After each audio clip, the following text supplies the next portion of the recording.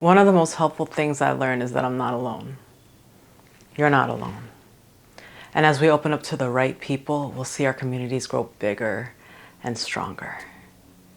If you find this video helpful, please support us by liking and subscribing. And if you know someone this video can help, please pass it their way.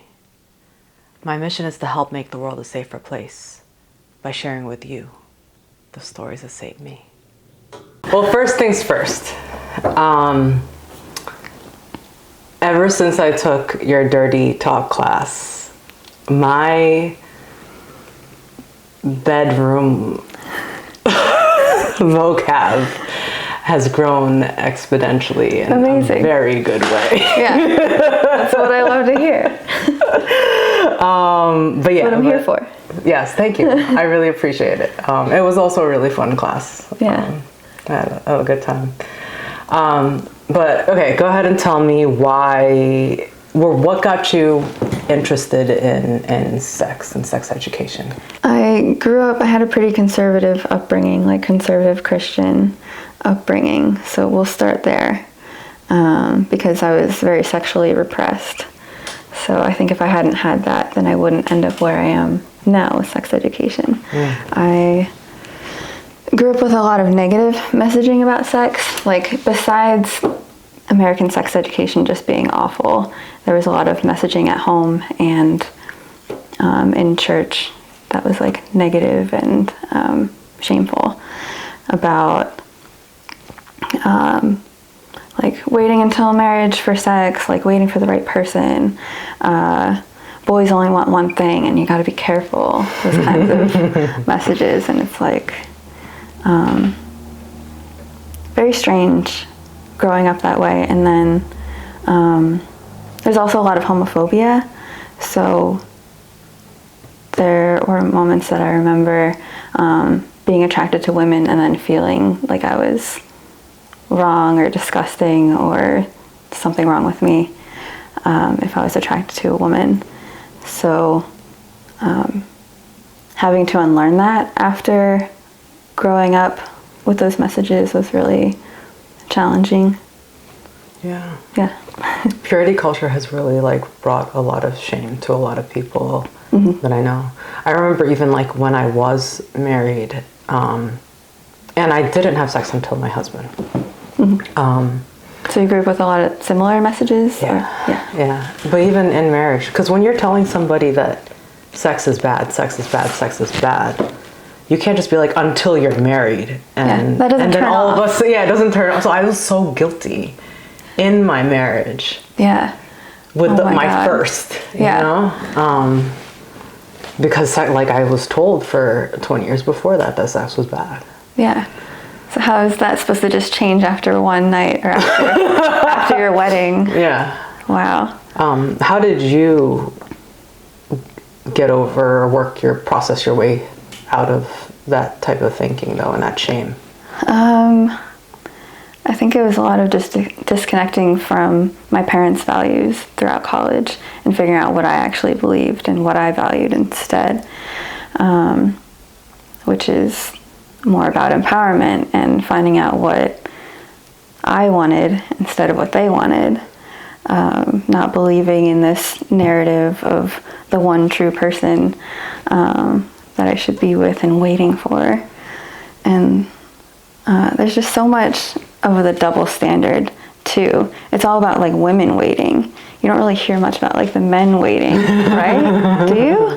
Because or men being virgins and saving themselves for the woman. I don't think I've ever heard that. So I think it was at the point when I was in college and probably halfway through college, because I was still in it. I was dating.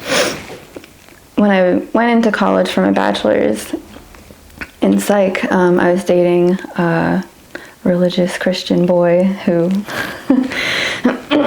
was very conservative too and kind of fit those values. But after we broke up, I started to develop my own values and learning that I wanted to become involved in sex education. There was someone who came to my undergrad to present about her research in sexuality. And I thought that was the coolest thing ever. Like, I didn't know you could get a degree in sexology and do research and teach and all that stuff. So when I learned that she did that, I learned about the program that she did, which was the Human Sexuality program at Widener, and I applied for it, got in. I did the education track, so I have the master's in education. But that was, yeah, I guess that's how it all started. And do you feel free from purity culture now? Yeah, 100%. I don't even like think about it anymore. It took years to get to that point of not feeling shame about having sex or being attracted to any gender for me. But it took some time, and it wasn't the easiest process, but yeah, I would say I've moved past it, moved through it. Nice. And now you teach all these fun sex courses and at your different schools. Tell me the different classes. Dirty Talk's one of them. That's the one I took. Mm-hmm. What else do you take? People take? The erotic empowerment through Dirty Talk is the most popular one, and I think that's been my most fun class that I've taught. It's a little bit different every time, so depending on the audience, people are always bringing different things to it, and it's just always such a joy for me. But I've taught an introduction to non-monogamy and polyamory discussion class, which is not necessarily me teaching a bunch of information, but it's more of a discussion so that people have space to talk about open relationship styles and kind of figuring out where their values lie and if that might be a good fit for them. And then I teach a self-love and self-touch class. I have to kind of promote it that way and not use the word masturbation because that can limit where I can teach it. But it's a masturbation class. It's also a discussion-based class. It's not a class where you'll see masturbation demonstrated, but it's something that we talk about in the class in relation to self-love and body image and all of that. Wow. So tell me about the class on non-monogamy and polyamory. Yeah. So it's a discussion-based class. I start that class with a couple brainstorms so that we can kind of define things and get on the same page, because polyamory and non-monogamy are such broad relationship styles that people have different definitions for. So first I say I want to do a brainstorm on monogamy because we have to talk about what non-monogamy is not. So I have this flip chart pad of paper next to me and I write monogamy across the top and I'm like, what do we know and love about monogamy? And we kind of list some things, like ways to define monogamy of like you're dating one person. What are some of the benefits of monogamy? Some people might feel a security because they have one partner. You have this trust built with one person. Maybe you share some resources, you live together, however that looks for you. And then what are some of the challenges of monogamy? It could be, I have a crush on other people, or sometimes it's hard to be everything to one person. So that might be a challenge there. Then we kind of discuss all this for a bit, and then I'll do a separate brainstorm on non-monogamy and polyamory. So what are the definitions of non-monogamy and polyamory? Could be, these are pretty big umbrella terms. So non-monogamy is basically not monogamous, so you have more than one partner. It's probably the biggest umbrella term there, and then polyamory can fit underneath of that. Polyamory means many loves, so it could be many romantic loving relationships. And not everyone who is non-monogamous is necessarily polyamorous. So someone might be romantically monogamous with one partner and sexually non-monogamous where they're having sex with multiple partners, as long as that is within their agreements in their relationship. And that's polyamory or non-monogamy? However the person defines it. So they might be like, I'm polyamorous with my primary partner or my nesting partner who I live with. So we are polyamorous and we have multiple loving relationships, or we are just sexually non-monogamous and we're romantically monogamous. So we only romantically love each other, but we're having sex with other people. So it's like a build your own DIY relationship. So it can look different and change over time. It's not something that is necessarily structured and like, this is our relationship now, because your needs change over time. So you might find that you have time and space for more partners now, so you'll be dating other people, or you might be in a phase of your life where you don't have as much time, so you're not dating as many people. But it's really, there's no scripts for this. It's a lot of over communication, and when there's more people involved, there's more people, more needs, more communication involved. Yeah. I explored non-monogamy in one of my relationships. I've learned from it that I'm monogamous. But when I was exploring it, I hit up all of my non-monogamous friends and I was like, how do you do this the most, like, how do you do this right? Or like, I know there's no right, but like, I want it to be respectful. I didn't want it to hurt the relationship. And yeah, like when you said a lot of communication, that's what I learned, is just that I just have this utmost respect to the community, because I learned how to communicate I learned how to be aware of my emotions and feelings and wants and needs, and I learned how to also communicate those. I learned a lot about respect and consent.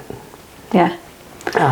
But yeah, so yeah, go ahead. What were you going to say? It really challenges you to self-reflect in a way that monogamy doesn't, because in monogamy there are things that you maybe can repress or ignore, or you're going to compromise for this partner, and not see other people and pretend you don't have crushes on other people and things like that. So non-monogamy gives you a chance to explore those parts of yourself without repressing them, and then to learn how to communicate them in a way that is sensitive and sensitive to your partner's needs and wants too. So there's this element of like self-excavation where you're really just digging in and just like ripping things up and discovering new parts of yourself, and then being able to communicate that to another person is like a whole other level. Yeah. What are some of the misconceptions, is that the right word, of like non-monogamy? That people are just sluts. Which somebody might identify with that. Like, sure, maybe you say like, yeah, I am a slut. I do just want to fuck multiple people. And what's wrong with that? Yeah. I want to explore that. I want to explore connection with people in a sexual way. I love that. Great. So there is a misconception that people are maybe just reckless about it, and people who are reckless about it are maybe not practicing it in the most safe way. So I'd say there is a lot of the element of like the self-reflection and like the care that goes into it. It's not just when you are an ethically non-monogamous person, it's not reckless. There is a lot of care that is involved. I'd say that's one of the misconceptions about it. I hear a lot of people say polyamory is just for people who want to cheat. Yeah, that is it's not true. I mean, if you consider just dating multiple people cheating, then that is going to be your definition of polyamory, right? But there isn't like a right or wrong way to practice relationships. There is this societal expectation, and I think it's also like a capitalist viewpoint of like monogamy being the one true type of relationship style, and that really just puts a lot of shame on non-monogamy and polyamory. So it's not cheating, because everybody who is in this relationship style is aware of the things that are going on, as long as they're all communicating clearly about what their needs and wants are. So it is an agreement between multiple parties that they are dating multiple people and not cheating on each other. You can cheat in polyamory. It is still possible, because that would happen in a situation where somebody's not communicating about something, or they're not communicating boundaries and they're crossing boundaries. So it can still happen, but that is not why people engage in polyamory, or at least if they are engaging in polyamory to cheat, that is not the right reason to do it. So, yeah.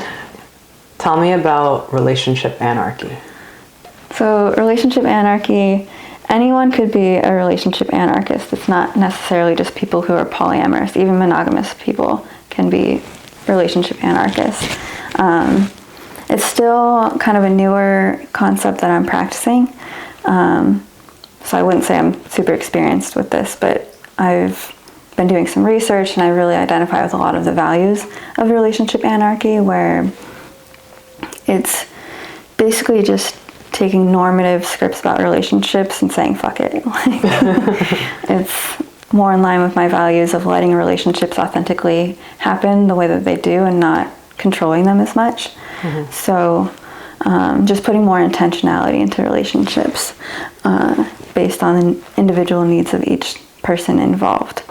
So even a monogamous person could practice that instead of engaging in a compulsory type of monogamy where they're like, you are my partner, you're my only partner, you're my everything to me.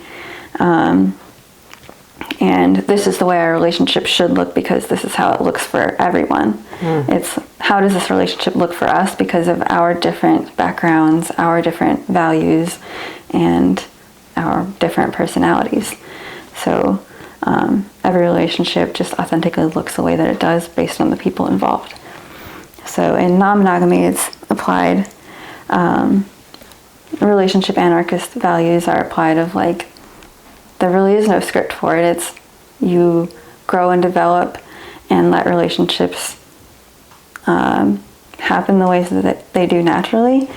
I think for me, that has also looked like embracing a breakup in a way that's like empowering and liberating instead of like a really, it can be a sad situation, but it's not just sad. Breakups can be sad, but they can also be like a new beginning. It's a relationship ending because we've, it's kind of like ran its course, like it served its purpose and it no longer serves. So letting it resolve and then taking the lessons and things that you've learned from that person and applying them to your next relationships. Yeah.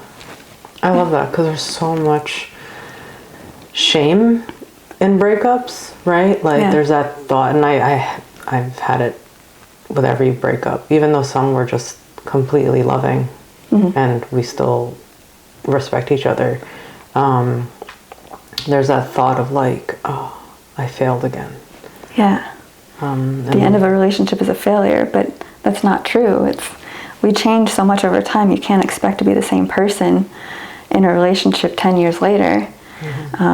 Maybe you're moving on and growing in different directions, and it just doesn't make sense to be together anymore. So there is that pressure of like making a relationship last, like making it work and persevering, and like there is value in that too, but if something just isn't meant to work, there's no point in forcing it. So I agree with that. It's hard. Yeah. And you can't embrace newness without quitting, right? You have to quit something for another door to open. Yeah. And that's how I'm trying to see the world now with everything, not even just relationships. Yeah. So like the death of one thing is like bringing on the life of another thing. Yeah, I love the way you put that. So I know that relationship anarchy is a spectrum, but would you say then that you're kind of, those milestones, are those kind of tossed aside? So I'm glad you brought that up because that's, I think what you're asking about is like the relationship escalator. which is pretty, it's a more common concept in monogamy, where you're dating for so long. Yeah, that's what I'm talking about. You're dating for so long, and then, okay, now are we going to live together? Are we going to get married? Like, what's the next step in this escalator? We're working our way up. Getting married, having kids, sharing finances, all that kinds of stuff is like, there's a script for like a lot of people of like what order that happens in and the way that it should happen, like having kids, building a family, and all that stuff. But in non-monogamy, it's like none of that is necessarily as important. And then even with relationship anarchist values, it's like, I may be dating somebody for a long time, but maybe our relationship never goes to those levels, or like it never turns into marriage because that's not something we want. We never have kids because that's not something we want. Or I'll have another partner that I want to have kids with because that's naturally what this partner wanted, or how our relationship developed. So the relationship escalator does not happen as often, or maybe not even at all, in a lot of open relationships. But it's more of something that my therapist brought up to me, is that there's a relationship escalator that goes up for monogamy, but in non-monogamy it's expansive and it goes out. So that was like, when I started talking to her about that, that really opened up my mind to like, holy shit, like the expansive view of non-monogamy and polyamory is so beautiful, where like you're really just growing with people outwards and not worrying about going up to any level. It's just like, it's so different, and like really liberating to view it that way for me. I was just thinking that, like, that sounds so freeing. Yeah. So sexuality can be a pretty sensitive topic. How do you go about teaching it? I keep that in mind when I'm teaching it, because it can be difficult for people to open up. So, and also as I teach adults primarily, and the ways that adults learn certain topics, it can be different from like the way that a child might learn. But I'm typically not teaching lecture style based workshops, because lecture is boring as fuck. I'm not going to stand up here and talk at you for an hour and you be like, yeah, sure.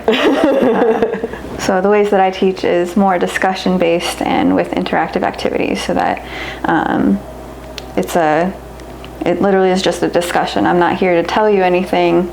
I might share some information and things like that, but it is going to be interactive and a back and forth type of discussion, and then activities to kind of facilitate more sharing and openness. And how long do your classes typically run for? Usually an hour and a half to 2 hours. Nice. Yeah. I think ours was like an hour and a half. Yeah. For the dirty talk class. Yeah. Yeah. And then depending on like how many people are in the class, it might run a little longer, or it might look a little bit differently, but usually try to keep it around 2 hours to allow enough time to for like icebreakers, and then time to introduce the topic and really get people into the flow of things by the end. Yeah. I love also how your classes are very community-like. You know, you can come in, be really nervous, and you're sitting around like 10 strangers. And we're all here for the same reason, though. So we're all curious about this topic. So I think we already have that point of connection. Yeah, that's great. Yeah. Talk to me about your... It's not called masturbation. What's this class called again? For some of the places that I promote this class to, I can't say I'm teaching a masturbation class, so I call it self-love and touch. The power of self-love and touch. The power of self-love and touch. Yeah. I love that. Okay. Yeah. So in the description, I mention that it is about masturbation, and that there's no demonstration of masturbation in the class, but it is something that we will be talking about. So that would be a point of discussion and not demonstration. But that class, without giving too much of it away for anyone who wants to attend, there's a lot of discussion about the shame that can be associated with masturbation. But masturbation, self-touch, this is a lot of people's first experience of sexual touch. And it's a very common experience of sexual touch for most people. So I like to bring up the ideas of shame and how we can unlearn that, and also just the concept that it's very normal. Just normalizing is also a big part of my work, is normalizing sexuality, sexual behaviors, feelings, all of it. It's normal. So, yeah. You do a lot of trauma-based teaching, correct? Yeah, I try to keep a trauma focused lens, like knowing that everyone has their own trauma that they've experienced in some form that has maybe colored their experience of sexuality. So trying to be sensitive to that. So one way that I teach in a trauma-informed way is that every discussion and activity in my workshop is optional. Like, nothing is mandatory. You're not forced to participate in anything you don't want to. If somebody wanted to sit in the back of the class and just listen the whole time, great. But if they wanted to participate, it's all consent-based. So I try to make sure that that is a value that I stick to throughout my classes. I like that. The last time that I was assaulted, I didn't even realize it was assault. I remember talking to you about it. And it was someone who wanted to be intimate with me, and I said no, and I said no, and I said no. And then I don't want to say it was like forced, but my hand was placed somewhere, and then I just was like, fine, and I did it. And I remember I had to learn months later that it was assault, and then it put all the pieces together of why I felt so icky afterwards. I just feel like a lot of people don't know what assault truly is, what consent is. Could you just kind of explain? Like, speak to that? Speak to that, please. Yeah. First, thank you for sharing and being vulnerable about that, because that's really hard Thanks. to open up to anyone about that. Yes. And I'm sorry that happened, and it's unfortunate that there are so many people out there that something like that has happened to them.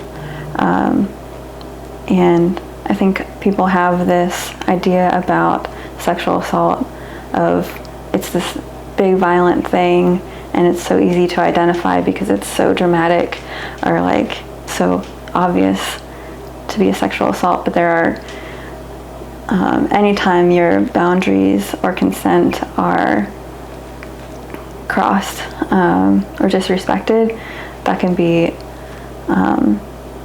a situation that could become sexual assault. It's any time that you're not consenting to what's happening to you in your body. So there can be those gray areas where maybe it's an intimate partner and it's like, well, I should want to touch this person, or I should want them to touch me. Why don't I want this right now? And you just kind of go with it, and it feels weird and wrong, and you're not sure why. But I think that the idea of consent